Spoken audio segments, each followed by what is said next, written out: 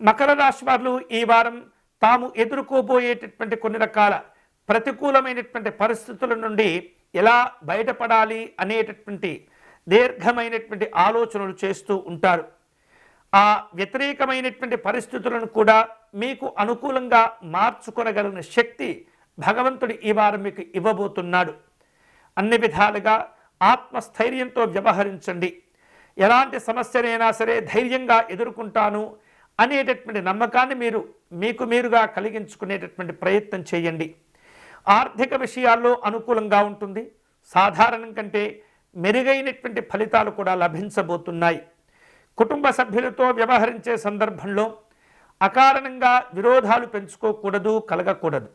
స్నేహితులను, బంధువులను కలుసుకుంటారు. వ్యవహారిక విషయాల్లో కొంత ఒత్తిడి కూడా పెరగబోతూ ఉంటుంది. గృహ నిర్మాణాది కార్యక్రమాల్లో, అలాగే గృహానికి అవసరమైనటువంటి సౌకర్యాల విషయంలో కొంత ఖర్చులు చేయవలసిన సందర్భాలు ఎదురవుతూ ఉంటాయి. ఎప్పటి నుంచో ఉపయోగిస్తున్నటువంటి వాహనాలను మార్చివేయటం లేదా నూతన వాహనాలు కొనుగోలు చేసేటటువంటి ఆలోచనలు కూడా చేస్తూ ఉంటారు. గతంలో జరిగిన కొన్ని రకాల సంఘటనలను స్నేహితుల వద్ద ప్రస్తావించే ప్రయత్నం చేస్తూ ఉంటారు. వ్యాపార కార్యక్రమాల్లో ఆశించిన లాభాలు ఉంటాయి. పనుల్లో కొన్ని చివరి దాకా వచ్చి ఆగిపోతుంటాయి. ఆటంకాలతో ఇబ్బంది పడుతుంటాయి. కాబట్టి ప్రతి అంశంలో కూడా చురుకుగా, పట్టుదలగా వ్యవహరిస్తూ ఉండాలి. చిన్నపాటి అనారోగ్య సంబంధమైనటువంటి భావనలు కొంత ఒత్తిడికి గురి చేస్తూ ఉంటాయి. మీకు రావలసినటువంటి బాకీలను వసూలు చేసుకునే ప్రయత్నం చేయాలి. ఆపదలో ఉన్నటువంటి వారిని ఆదుకుంటూ ఉంటారు.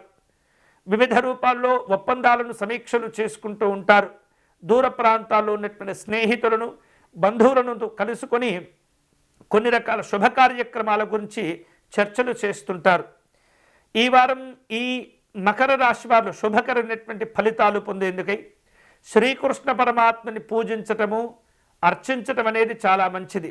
నిత్యము కూడా ఓం నమో భగవతే వాసుదేవాయ అనేటటువంటి నామాన్ని అధికంగా జపం చేస్తూ ఉండాలి.